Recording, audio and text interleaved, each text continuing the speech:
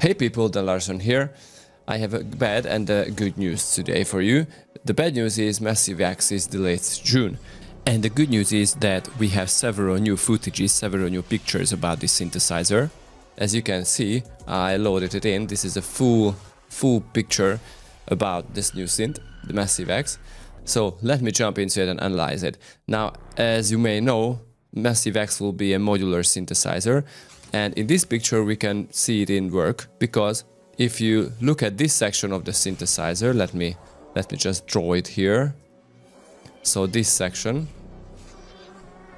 okay, this is where you switch between different modular stuff, I believe. So what you can see here under, you can switch with these buttons, as I can see it. So you have a voice, a routing, I don't know what this stands for. We have P1, P2 and P3, so these are basically the performance section. These are envelopes, and L3. So this is selected. So as you can see, we have envelope 1, envelope 2, standard envelope, and L3, which should be an LFO, I believe. Now, if you click on this button, you will have envelope 4 and L5 and 6, this LFO. I believe this will be LFO. We have 3 more LFOs and 4 T modifiers. I don't know what this is. Okay, I bet we will see more in the future. And VR, virtual reality. I don't know, but I doubt that will be. Now, if you click on voice, I believe that will bring up the voice tab. But if you click on routing, this window will pop up. Hey, I bet you want to hear this.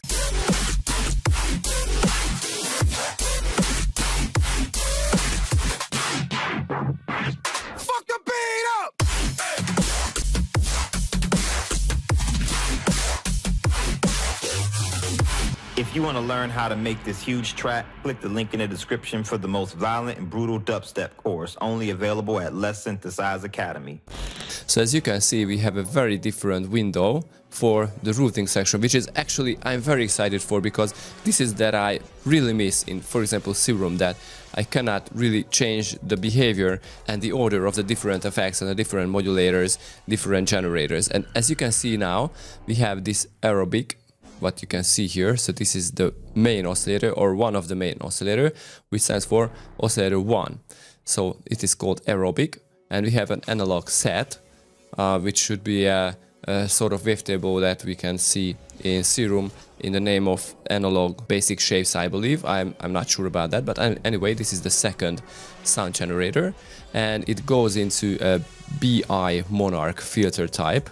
I believe this will be a Monarch, so an analog filter type, which is very, very interesting. I really love it. I really love the idea to have an analog model filter. And we have 2 feedbacks. I believe this is the feedback going into the filter before and after. So again, it's very exciting. So we have a split here. So basically it is a parallel processing this way. So you're going to have one signal going out from the filter and one signal going out from the oscillator. So this is unfiltered.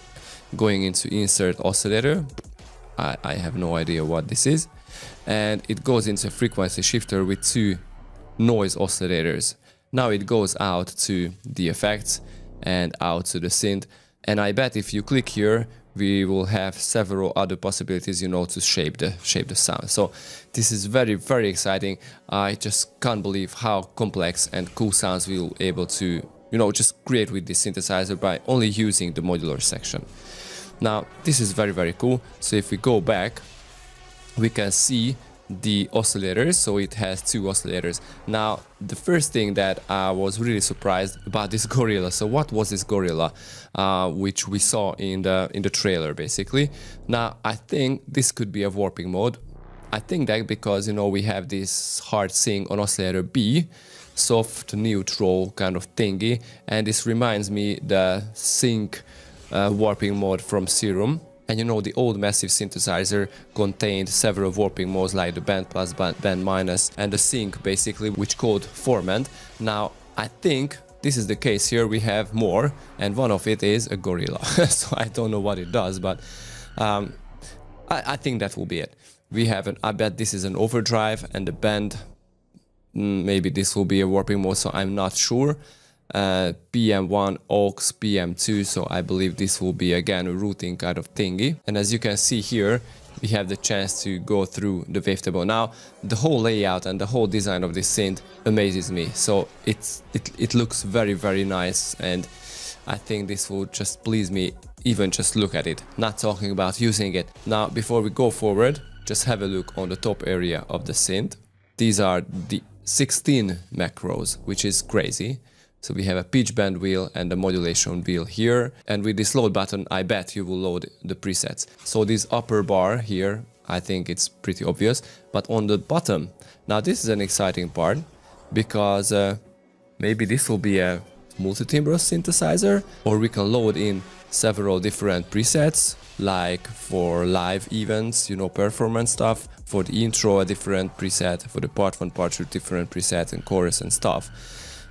So I bet this will be not choosing effects. So I bet this is a very different thing, because here you can see the effects. So it is a phaser, standard delay, reverb, and you can tweak the settings of the effects here. So these will be, I bet, preset slots or a multi-timbral kind of slots here. So I'm not sure, but again, this is a very exciting thing. So let's go forward from the sound generator tab. We have the sound generators, so I bet with this you will tune the full synth, I mean the full preset.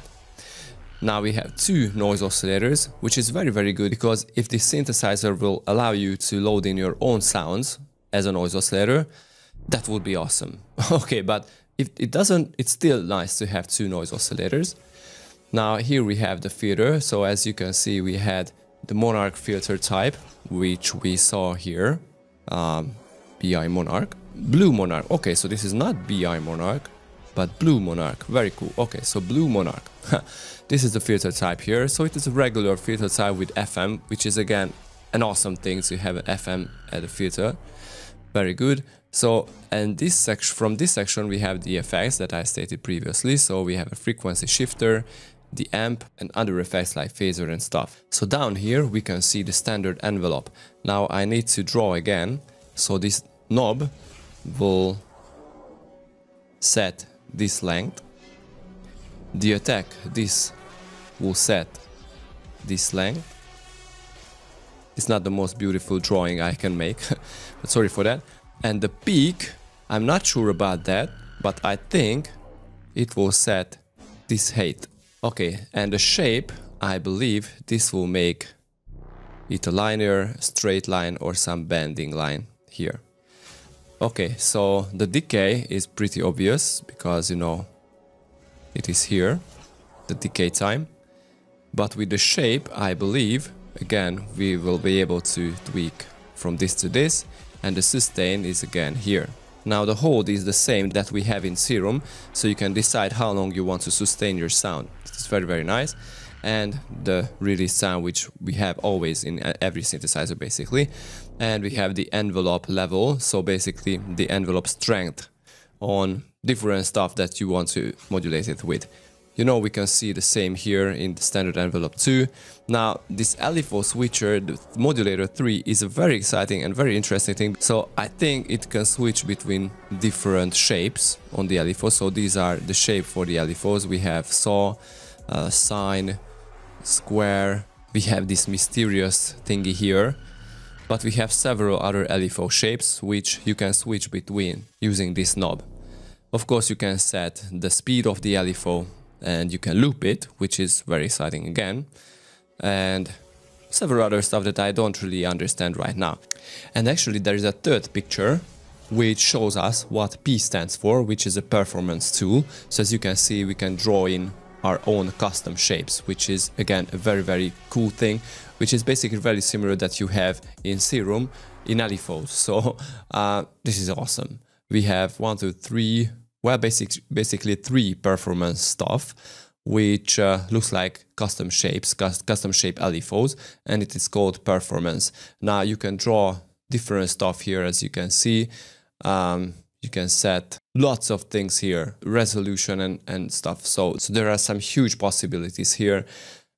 This is awesome. So this is the main interface, and actually it amazes me and it makes me even more excited to get to June as soon as possible. I can't wait to put my hands on this synthesizer, and I hope I was able to raise your excitement. I was Dan Larson, and see you next time, guys. Bye bye.